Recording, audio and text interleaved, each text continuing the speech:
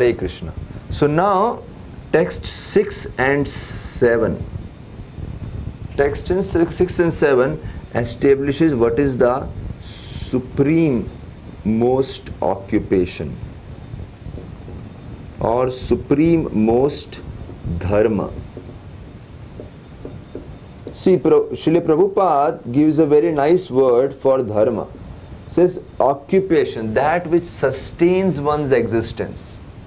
So he explains the meaning of dharma as which sustains one's existence. And it is the nature of living entity to offer service to someone, somewhere, at some time, in some place. Always rendering service. That is the nature, innate dharma of the living entity. What is the supermost dharma or supreme most dharma? Supreme most quality of service which can be offered by the living entity, that is mentioned in text 6. It says, the supreme occupation for all humanity is that by which men can attain to loving devotional service unto the Supreme Lord. So as I already mentioned, the service unto the Supreme Lord, loving devotional service unto Supreme Personality of Godhead, Shri Krishna. And Supreme Personality of Godhead, Shri Krishna, is offered loving devotional service. What is the nature of this service? Unmotivated. There should be no material motive. It should be fully for the pleasure of the Supreme and uninterrupted.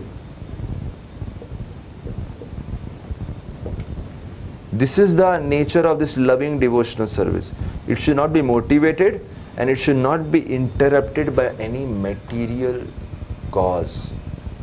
At all times, in all circumstances, it is not based on any material facility, material resource, material ability. It is just an expression of the heart for the supreme object of love.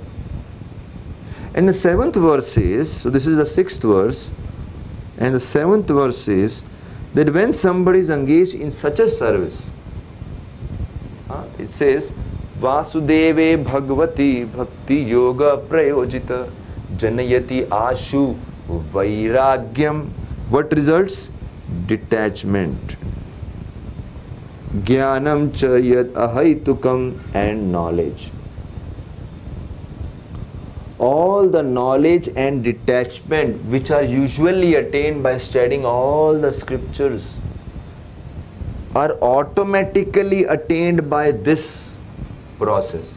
Therefore, this process is not only the absolute and ultimate good, which is the first question, but it also answers the second question, that this is the essence of all scriptures.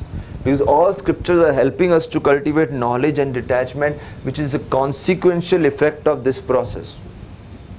So in 6th and 7th, practically the first and second questions are answered. And they are elaborated further up to 29th verse. Different aspects of realizing the absolute truth. So we will just speak again. 6-7 talks about supreme most occupation, dharma.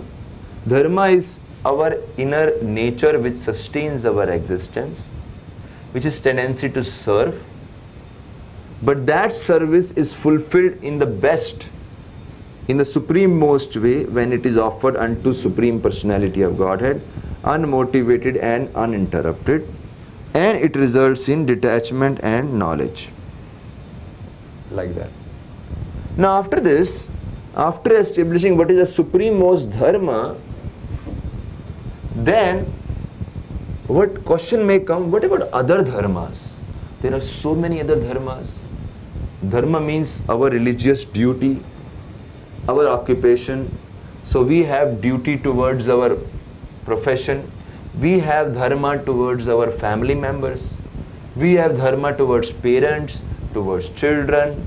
These are all dharmas, occupations, duties, obligations. What about that? Yeah. Then we have 8th to, then we have text 8. Now text 8, after highlighting the supreme most occupation, in text 8, what is mentioned, what is the goal of all dharmas? So what is the goal of all dharmas? Now various dharmas, there can be so many different obligations, and when one starts doing one, it appears that every dharma has a different goal.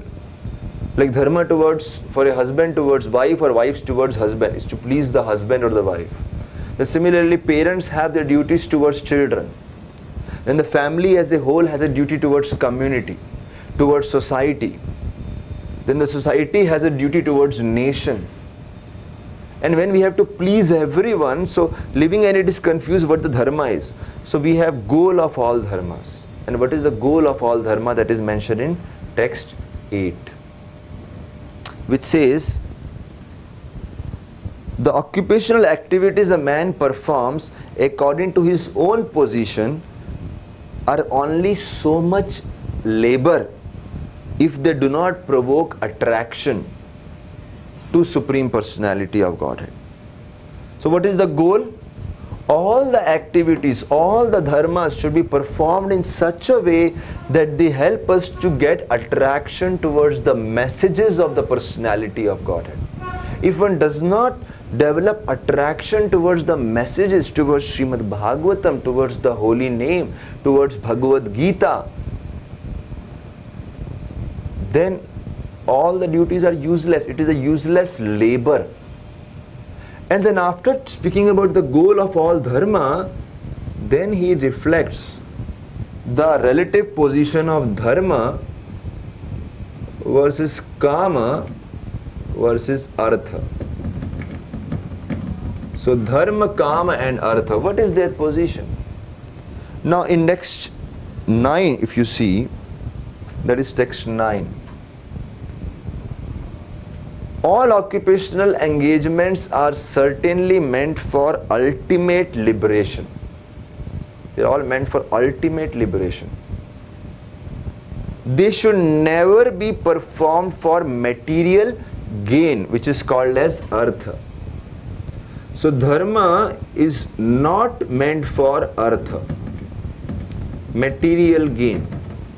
Just minimal required for sustenance, that's all. Artha is not the main goal of dharma. One is not just supposed to perform all kind of worships and sacrifices and austerities and tapasya just for the sake of making material advancement. That is not the goal. That's just a small byproduct, just to fulfill the basic needs. And then he says, whatever artha, one who is engaged in ultimate occupational service should never use material gain. Material gain is artha. One should not use material gain, not for kama. What is kama? Sense gratification. So even if some artha is available, the goal of, or the, when you get artha, that should not mean that one uses the whole economic development or material gain for sense gratification. Then again it's a failure of material advancement. Then what should we do? What the all dharma, all artha, all kama, what they should be directed towards? That is the 10th verse. So 6th, 7th is supreme most occupation. 8th is goal of all dharma is to lead to supreme most occupation. Dharma is not meant for artha, artha is not meant for kama. They are all meant to lead us to supreme most occupation. So how should one live his life? That is mentioned in 10th verse.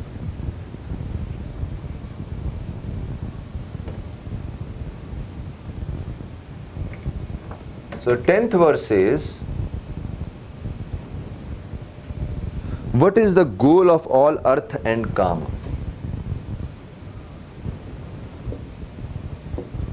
Because we already said, dharma is not meant for artha, artha is not meant for kama, then what is the goal of all artha and all kama?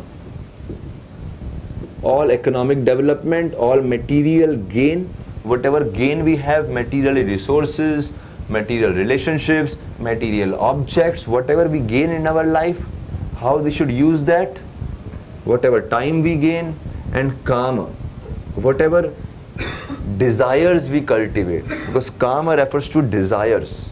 What kind of desires should we cultivate? So that is the 10th verse. Life's desires should never be directed towards sense gratification. Again, never sense gratification. That should not be that how desire should be cultivated. Desire only a healthy life. This is very important word. Desire only a healthy life. Just the basic preservation should be there. And then human being is meant for inquiry into absolute truth. Inquiry into absolute truth. Jivasya tattva jigyasa. So the Sanskrit says Jivasya tattva jigyasa. Absolute truth refers to tattva jigyasa. This is mentioned in Sanskrit. Tattva jigyasa. So one should have a strong inquiry on what is absolute truth. I want to know that truth which does not fail in past, present and future. Just like somebody may be interested in watching a cinema or hearing a song or maybe some food item. But none of these pleasures are in past, present and future. They are all relative truths. Or somebody may be interested in a particular relationship, which is a relative truth. Somebody may be interested in beauty, which fades with time. So he is telling, cultivate interest in absolute truth, tattva jigyasa, which does not fade with time, past, present and future. That is the only wealth one should cultivate. Otherwise, all artha and all kama is going to cheat us. So therefore, in text 6 to 10, Suta Goswami motivates the sages to cultivate an inquiry into the absolute truth. And that is the ultimate and absolute good for all time to come. The first and the second question, absolute and ultimate good and the essence of all scriptures, is to cultivate a relationship with the absolute truth. So then the question will come, what is that absolute truth? Because we are saying loving service unto that absolute truth. All dharma, artha, kama and moksha is for absolute truth. What is that absolute truth? That will be mentioned in text 11. So text 11 to 22 mentions the process of realizing the absolute truth. Because in 6 to 10, it is indicated that one should realize that absolute truth. But how? That process will be mentioned in the next 11 verses. Hare Krishna.